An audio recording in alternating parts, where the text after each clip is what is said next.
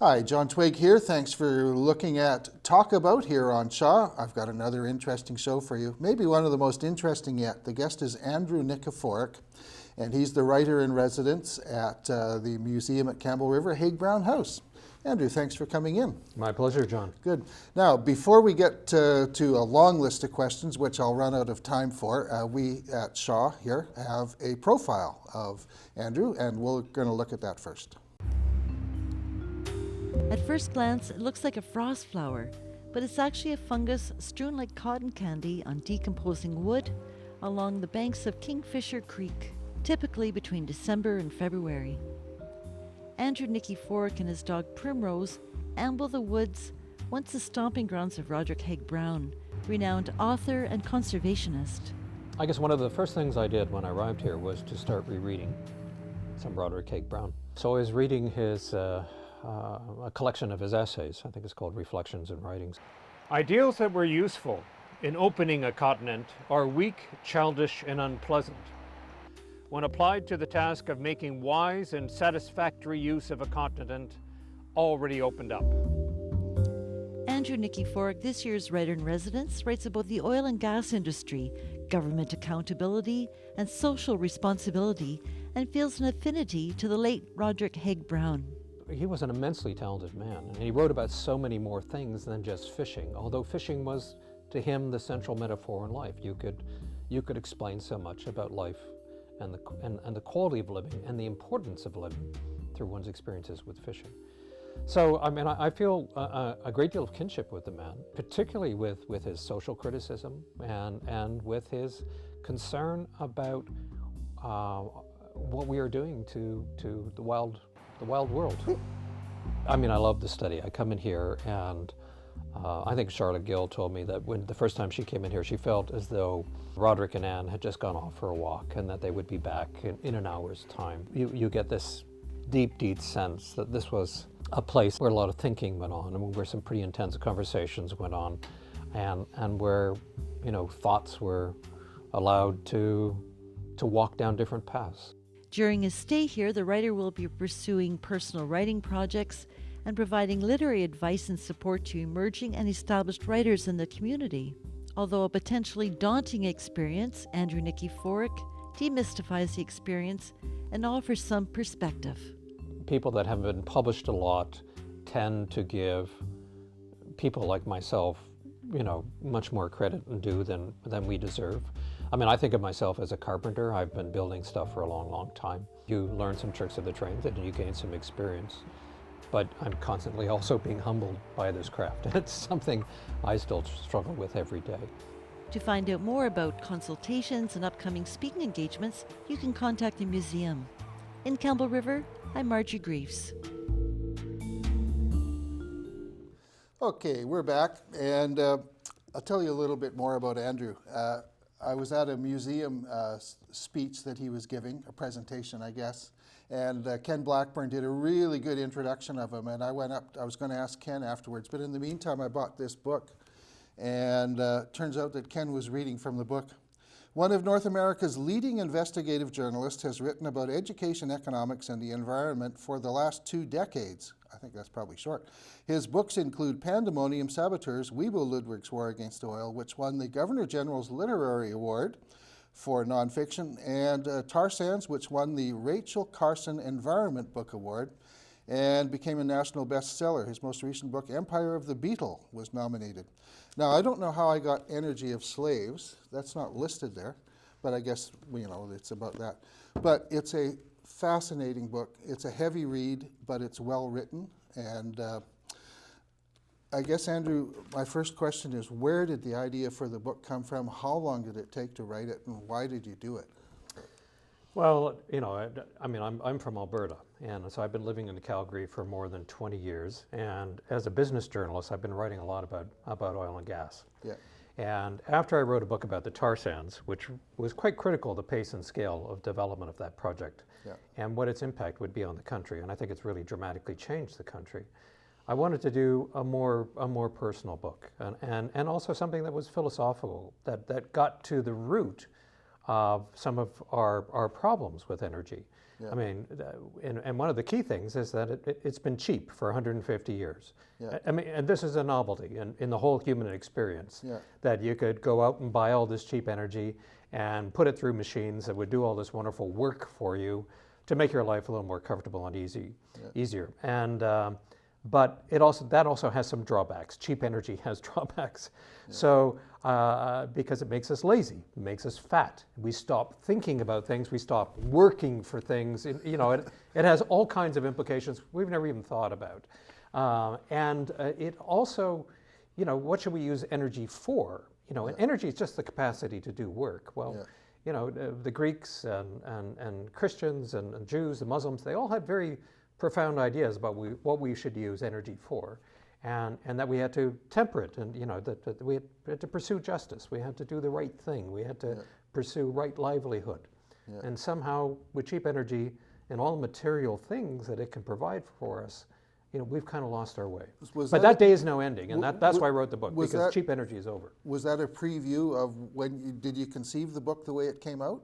Or? No, it was one of these books that it was kind of like building a house without a diagram, without an architect. And so, you start on the one floor, and then you start moving over to the other, and then I wasn't quite sure where this book would all take me. Where did the Greek mythology thing come? Because it begins with a section which I found profound on, the energy of slaves, which is interesting. Andrew's, one of his theses in here is that all wealth comes from energy, and the earliest form of energy was slave labor. Yeah. But then we evolved to the steam engine, coal-fired steam, and then, of course, oil. And that's a whole story. But, I mean, just to start with the Greek mythology stuff, did you have that idea when you began the book, or No, I mean, that was another story that I sort of found that helped me explain actually what I was writing about. Yeah.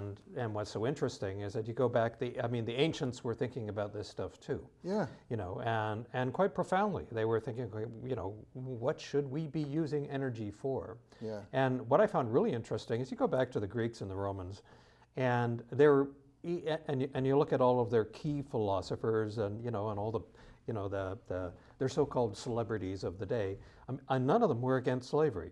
I mean, they consider slavery it was a given. It was if you want to get work done, and you want to have a supper prepared for you, and if you want to have the house clean, if you want to build a pyramid, and you want to build a couple of pyramids, roads, aqueducts, whatever dirty task you have at hand, if you want the crops to be hoed, then you needed energy to do that. And there were people that were bred for that purpose, right? Yeah, British aristocrats needed slavery too to have their lifestyle. That's right. Yeah. And what we've been able to do in the last 150 years, particularly with hydrocarbons, is that we've been able to give ordinary people the lifestyles of the so-called rich and the famous. I was amazed at the population stats in there. Like, I did not realize the population had exploded so much in like the last 200 years. Well, the human population was sort of always stayed below 1 billion. Yeah. And there were all kinds of checks and balances. But as soon as we acquired cheap energy in the form of hydrocarbons and started to use that energy for different things, we blew that threshold. We're at 7 now. And now we're at 7 on our way to 10 billion. Yeah. And we've created a number of problems along with that. Yeah. Like we have these mega cities that are out of control and really aren't sustainable. Yeah. Okay. Yeah. Now, the section on economics is also brilliant. Yep. I dropped out of Economics 101 because I had a prof that couldn't speak English. But apart from that... most economists do not speak English. I absolutely agree. So But, I mean, your condensation of the history of the economic theory is also brilliant. How long did it take you to do that? Well, again, I've been thinking about this for a long time too, because I've largely been a business reporter. So you're always dealing with economics and all these forecasts of growth. Yeah. But what's really striking is that when you look at the whole history of economic growth, prior to 1750, It doesn't exist. Yeah. Things were not growing. Yeah. All right, there was no such thing as exponential growth. You would have, you know, maybe have a blip here, and then it would all collapse, and you'd have, you know, we'd start all over again, and then you'd have 1,000 years, like the Middle Ages, for example, where nothing changed, right? Samuel Pepys has this feature in the National Post, which is brilliant. It's from the 1660s, and he's talking about like I think they call it the Little Ice Age. Yes. Yeah. Yeah. So we, you know, but once you get hooked on this cheap energy, which changes the whole flow of wealth in a society, then you, and actually created this whole phenomenon of exponential growth as well as exponential population growth to go with it, then everything changes. But the whole idea behind economics was never that it was never about just things and about growth and about money and capital and labor. It was actually about real stuff at one time, and it was about the soil, and it was about the quality of your livestock, and it was about the weather, and you know, and those natural energy flows that actually made civilization possible. Are you a depopulationist like Maurice Strong? No, I'm not a depopulationist. I think Mother Nature will figure out how to deal with this issue, because we're not prepared really to deal with it. We're afraid to even ask the questions there. And then I don't think we have the wisdom to depopulate anymore than we had the wisdom to populate the way we did. So, you know, and you can't depopulate without incredibly draconian, Stalin-like, you know, procedures and protocols, and that's not going to work either. Yeah. There's so many places I could go, and, you know, we only have a certain amount of time, and I'm wasting it now. But what do you think the most important issue is in the world today? There's a question. Well, I do think it is energy. It's all about energy and how we use energy. And I think probably the most democracy. important thing that each and every individual has to come to terms with, we have to ask ourselves, how much energy do we really need? Yeah. And at what point does cheap energy and all of the things that we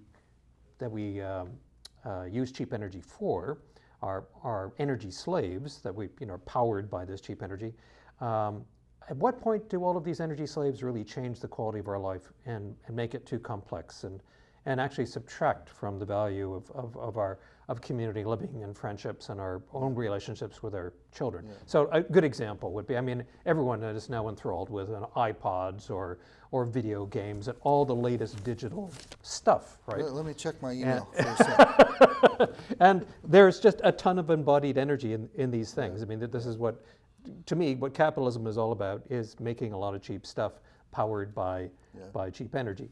And is the solution to get off oil and then have green energy and then we can have 10 billion people? Oh, no, I don't think the solution is anywhere near as simple as that. You know, one of the solutions is, for all of us, is to start thinking about how much energy do we need, and then to begin to live within our means.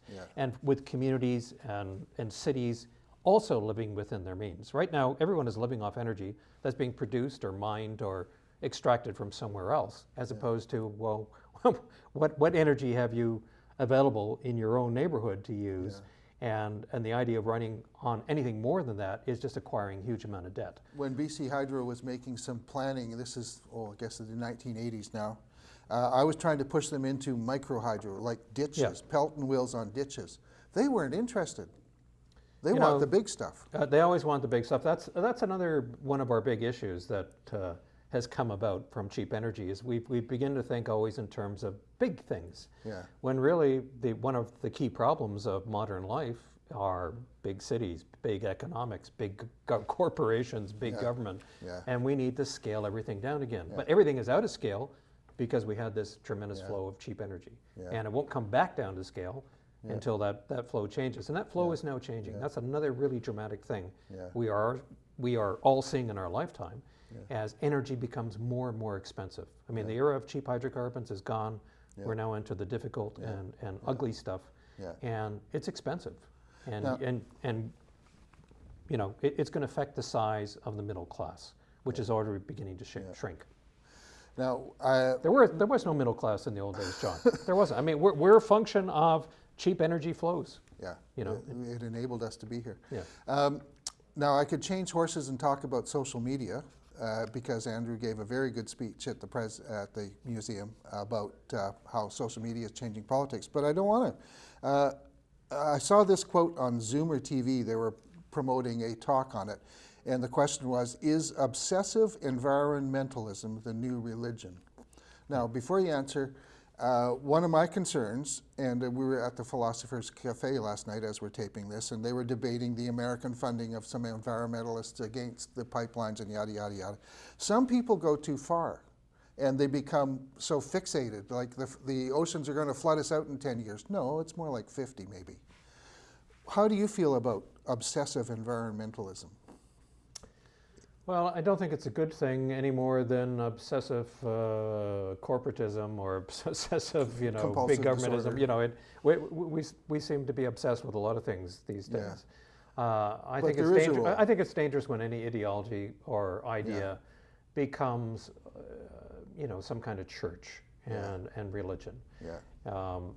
I've never called myself an environmentalist. I've been called a lot of things, mind you. Google. Yeah, but somebody called me a communist grump the other day. But and I've also been called a right-wing Buddhist. So go figure. But but I am informed by my religious beliefs, which are Christian, and so. That's another thing about your book. I'm sorry to interject, but it's so important. There is a lot of spiritual and theological basis in your book, but it's not fixated on it. It's just like this is informed where economics came from, is some of it is religion. Yeah. So good for you for doing that. Well, we're talking about creation and what we have done with creation when we have accidentally come across a cheap flow of energy. And we're on the brink of extinction. We're on the brink of really challenging creation, and I think creation will go on without us.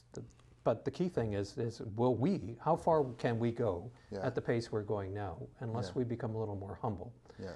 And that's something very hard for a human being to be, is humble. Okay, here's a good question. I think it is anyway. Are some carbon taxes better than others? Yes. I would say the carbon tax that British Columbia has is stupid and not terribly effective. Yeah. I would say the carbon taxes that Norway and Sweden and Finland have, which have driven innovation, are very, very good. So how should we restructure BC's carbon tax? I would blow up the system they now have. Taxing schools and hospitals. Which is insane. Why are you doing that? Yeah. And make it a more general tax for everybody. So anybody using fossil fuels, make it income neutral so it doesn't affect poor people. But the people that consume the most energy, the most fossil fuels, are really the wealthiest. And yes, they should be paying a little bit more. Yeah. And then we all get the message that, look, we have to begin some kind of transition here. Yeah. The longer we put it off, the more painful it is going to be. Yeah. But how much of it needs to be crash? Like there's people building dikes. They're talking about building dikes in Richmond because the ocean is going to rise. How urgent is? Well, they're doing that in Holland. They're doing a lot of it is very urgent because climate change or climate instability, ocean acidification, all of these issues, which are the product of the massive use of fossil fuels, are proceeding at a pace that we can't really predict very well. One thing we can say is that things tend to be happening not in the timeline that we ever predicted. Nobody ever predicted that it would get as warm in the Arctic as it is now. Well, there's debate about that. Well, it seems to be on a schedule 20 years ahead of all the models. And that's what has really surprised scientists. But then why is the Antarctic, they've got record ice? Because I don't think we really know how to explain everything. We don't. And our knowledge of all this is still in the infant stage. I don't think we'll ever be able to figure it all out. But I do think we have a rather short period of time to begin to change how we are behaving. I agree with you about it's going to be changed for us. But how much do you know or put credence in the sunspot theory and the solar flares and I think there's an 11-year cycle of that. And there's also parenthetic to that, or beside that, is that anthropogenic is still small compared with solar effects. Well, I don't agree. And I think when you look at the human footprint on the planet, where we have occupied 40% of the landmass and re-engineered it. We have largely depleted the world's oceans. We've commandeered most of the world's fresh water. It shouldn't really come as any surprise that we've also destabilized the climate. I mean, and with all of our industrious work, and so, I mean, climate change is no mystery to me. What is a mystery to all of us is how rapidly it's going to unfold, and whether or not we're going to respond to the crisis at hand. And it's very difficult for us as a species to respond to it because it's always, well, that's mañana, that's tomorrow, right? And so we can't see things immediately crashing down in front of us because so much stuff is happening incrementally and insidiously. I mean, much the way the bark beetle sort of worked its way through the forests of British Columbia, you know, driven by one signal, basically, and that's climate change. And one remarkable event was just the fact that we didn't have any cold winters for nearly 20 years in a row. Well, there's that, but there's also the monoculture factor up there too. There's always a constellation of factors. It's never just one factor. Good. You know, so. Now, as we're doing this, you're getting ready to do Words on the Water, and when this runs, it might be after that. But what were you going to do there? Well, at Words of the Water, I wanted to talk really about bark beetles because they're such a charismatic species, and we don't think of them that way. I mean, here's a creature the size of a rice kernel, for heaven's sake, John. These aren't the pine beetles, then? These are the pine beetles. Okay. These are the mountain That's pine beetle, okay? But they're known as bark beetles because there are about 7,000 species of bark beetles in the world, and they all live in the most inhospitable place you could think of, which is under the bark of a tree. They have been on the planet more than 300 million years, and these are the world's ultimate forest engineers and managers. All right? And I guess they produce methane. No, but the forests they take out will produce methane, and yes, I suppose to some degree they're also capable of farting.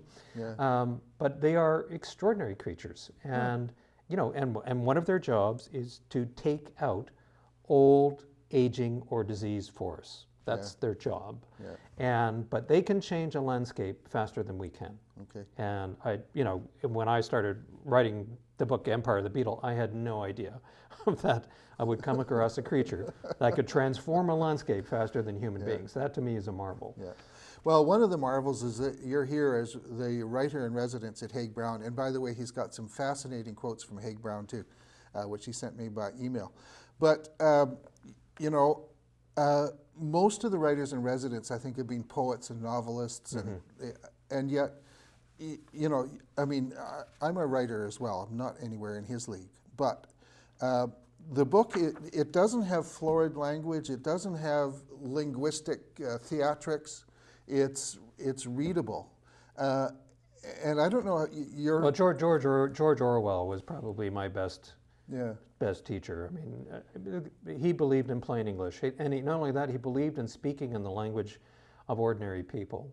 And I think that's one of the great problems we have today, is that so many journalists and so many writers they're using very refined, ornate language instead of using the language that ordinary people use. And that's the language we should be telling our stories in. Well, Fotheringham used to sort of write columns that were entertaining regardless of what he was talking about. They were enormously entertaining. I don't know if you ever learned anything by reading Fotheringham other than the fact that he was incredibly cynical about the political process. I knew him well. And probably drank too much, but... Yes, he had other flaws too. But I mean, in terms of like the writing style he told stories, and he told stories that people could relate to. Okay, so much to cover. The International Confederation, is it? No, Consortium of Investigative Journalists. Are you part of that? No, I'm not. Okay. I have never really been a member of any groups. If unions or whatever. No, I'm Groucho Marx, if they'd have me as a member, I wouldn't join? No, I kind of, I'm a lone wolf, and I prefer being a lone wolf. Occasionally I'll join a pack that I like and travel a bit with that. How do you manage your writing time? With difficulty. There's always lots of interruptions these days, and we just acquired 2 lovely puppies that seem to be taking all of our time. They're very big dogs as well. these are the sorts of things you do when your children have grown and left home, and so yeah. But I try to write in the mornings. That's my favorite time to write. Yeah. Yeah. Okay. Regular viewers will know that one of my favorite questions is there something I didn't ask that you want to say?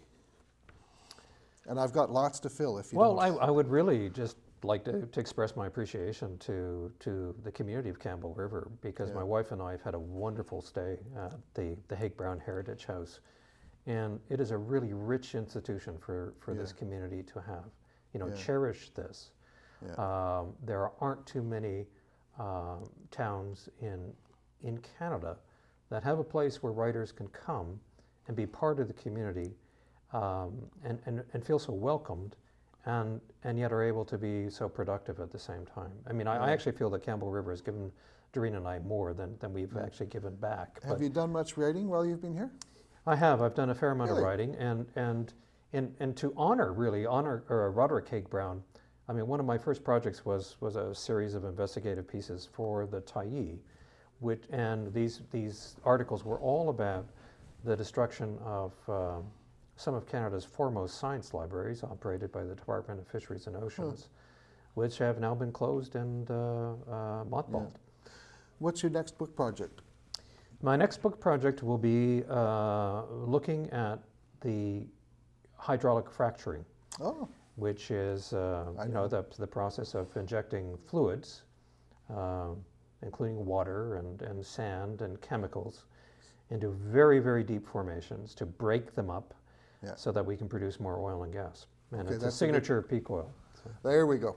Well, as I expected, the time was too short, but Andrew, thank you very much for coming in. Best wishes on the remainder of your tenure, and thank you for doing this again. And thank you, volunteers. Thank you, Shaw. And thank you, viewers, too. We're on YouTube, and you can find us there if you'd like to rewatch this meaty interview.